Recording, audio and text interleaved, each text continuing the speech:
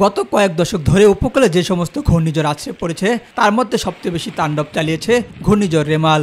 রোববার সন্ধ্যায় সাতক্ষীরা উপকূলে আছড়ে পড়ার পর দীর্ঘ ১৩ ঘন্টা সাতক্ষীরা শ্যামনগর ও আশাশুনি উপকূলীয় অঞ্চলে তাণ্ডব চালায়। উপড়ে পড়ে গাছপালা, বিধ্বস্ত হয় কাঁচা ঘরবাড়ি, ভারী বর্ষণে প্লাবিত ফসলি জমি সহ শত শত হেক্টর মাছের ঘের। এমন পরিস্থিতিতে সবচেয়ে বেশি বিপাকে আছে নিম্ন ও মধ্যম আয়ের মানুষ। ঝড়ে গাছ পড়ে গেছে, ঘর ভেঙে গেছে, আমরা থাকার জায়গাও নেই, পুকুর খাল বিল সব এক হয়ে গেছে।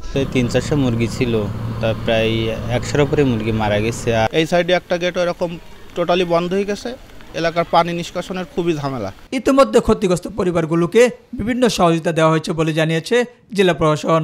মাননীয় প্রধানমন্ত্রী ইতিমধ্যে নির্দেশনা দিয়েছে যে রেমেলের কারণে যে ক্ষতি হয়েছে বিভিন্ন সেক্টরে সেখানে স্ব সেক্টর ডিপার্টমেন্ট কাজ করার জন্য যে সমস্ত পরিবার ঝড়ের কারণে ক্ষতিগ্রস্ত হয়েছে তাদেরকে ত্রাণ সহায়তা দেওয়া হচ্ছে। তো পুরো তালিকা করার কাজ চলছে এবং ইতিমধ্যে আমরা তাদেরকে ত্রাণ সহায়তা দিচ্ছি।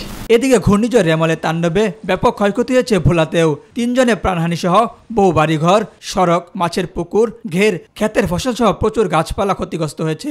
অতি জোয়ারের পানিতে বন্দী হয়ে আছে প্রায় লক্ষাধিক মানুষ। আমি তো 4 ঘন্টা জমিনে যে আমি মুখ করছি, তো মুখ আমার এই পানিতে সব নষ্ট হয়ে গেছে। কোনো রাস্তা নেই, পানি একা দিয়ে সব তলে রয়েছে, আমাদের খুবই চলতে কষ্ট।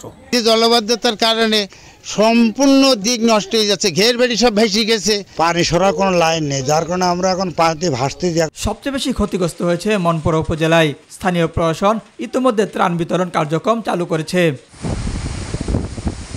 এস এম হামিম, মাই টিভি।